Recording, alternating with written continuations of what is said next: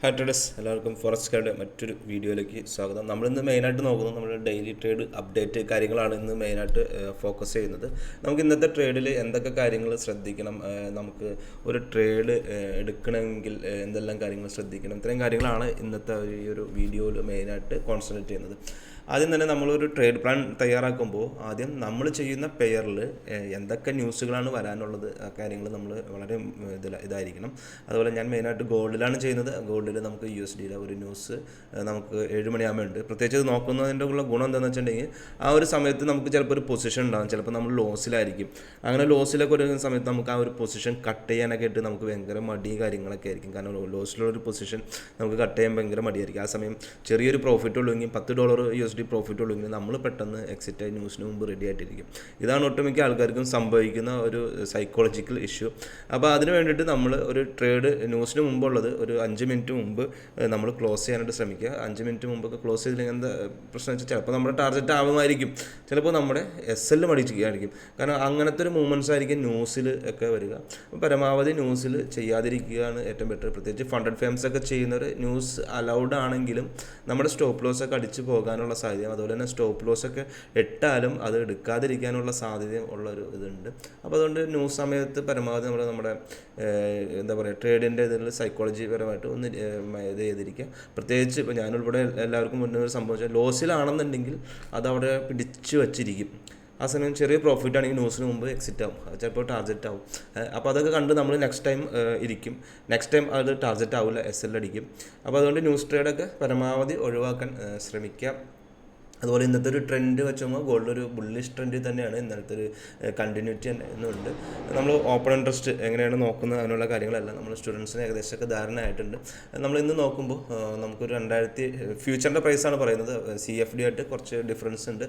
2730 എന്ന് പറയുമ്പോൾ ഏകദേശം 18-20 USDയുടെ അടുത്തൊക്കെ ഡിഫറൻസ് കാണിക്കുന്നുണ്ട്. അപ്പോൾ നമുക്ക് 2740 ഇപ്പോൾ ട്രേഡിങ് നടക്കുന്നത്. അവിടെയൊക്കെ നമുക്ക് സ്ട്രോങ് ആയിട്ടുള്ളൊരു ഓപ്പൺ ഇൻട്രസ്റ്റ് ഉണ്ട്. പക്ഷേ അവിടെ കുറച്ച് വീക്ക്നെസ് ആകുള്ളത് 2730 താഴെ പോയാൽ മാത്രമായിരിക്കും നമുക്കൊരു വീക്ക്നെസ് ഉണ്ടാവാൻ സാധ്യതയുള്ളൂ. പക്ഷേ എന്നാലും അവിടെ നിന്നൊക്കെ തിരിച്ചു വരാനുള്ള സാധ്യതകളുണ്ട്.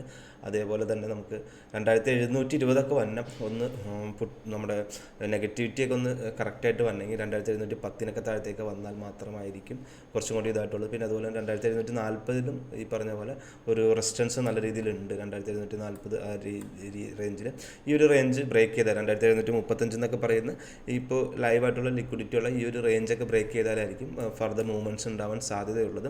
എന്തായാലും താഴേക്ക് അത്യാവശ്യം ലിക്വിഡിറ്റീസ് ഉണ്ട്. അതേപോലെ തന്നെ മുകളിൽ നോക്കുമ്പോൾ അത്രയും ലിക്വിഡിറ്റി ഇല്ല. പക്ഷേ നമുക്ക് ഈ ഒരു ഏഷ്യൻ സെഷൻ സമയത്ത് ലൈവ് ലിക്വിഡിറ്റി വെച്ചിട്ട് നമുക്കൊരു ട്രേഡ് അനാലിസിസ് നമുക്ക് കുറച്ച് ബുദ്ധിമുട്ടായിരിക്കും.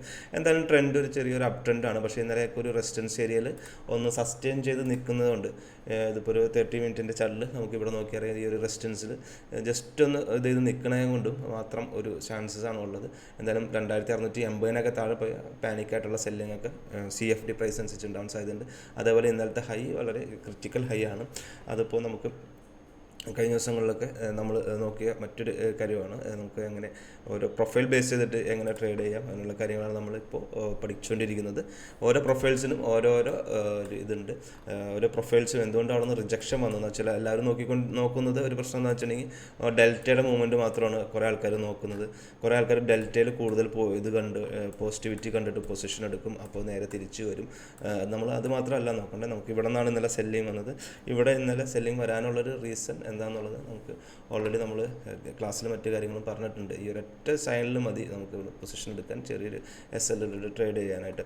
അതേപോലെ തന്നെ നമുക്ക് മറ്റ് പ്രൊഫൈൽ വ്യൂ കൂടി വരുമ്പോൾ നമ്മൾ ഒരു ഇതും കൂടി നമ്മൾ നോക്കാറുണ്ട്.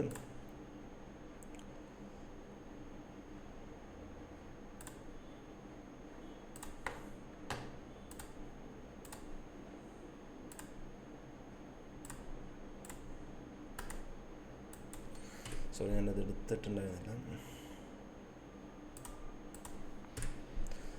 ആ ഒരു വ്യൂ കൂടി വന്നാലാണ് നമുക്ക് എന്തെല്ലാം നമ്മുടെ സ്ട്രാറ്റജീസ് എങ്ങനെ വർക്കിംഗ് ആവുന്നു എന്നുള്ള കാര്യങ്ങളൊക്കെ നോക്കുന്നത്. എന്തായാലും 2740 ഇപ്പോൾ ട്രേഡ് ചെയ്യുന്നത് ഫ്യൂച്ചറിൽ.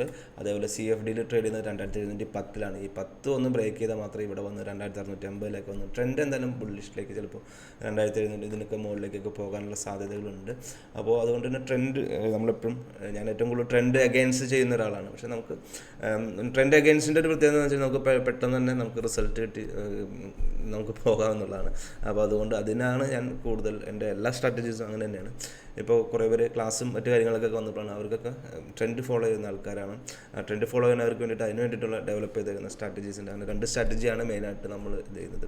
നമ്മൾ എന്ത് പരിപാടിയാണെങ്കിലും സ്ഥിരമായിട്ട് ഒരു സംഭവം ചെയ്തുകൊണ്ടിരുന്നു കഴിഞ്ഞാൽ നമുക്ക് അതിനകത്തൊരു എക്സ്പീരിയൻസ് കിട്ടും. ആ എക്സ്പീരിയൻസ് നമുക്ക് ഡെവലപ്പ് ചെയ്യാൻ പറ്റും, പല പല കാര്യങ്ങളിലേക്കും ഡെവലപ്പ് ചെയ്യാൻ പറ്റും. അതുകൊണ്ട് തന്നെ ഒരു പെയറിൽ തന്നെ പ്രത്യേകിച്ച് ഇടയ്ക്ക് മാറാതെ ഒരേ പെയറിൽ തന്നെ ട്രേഡ് ചെയ്യാനായിട്ട് ശ്രമിക്കാം.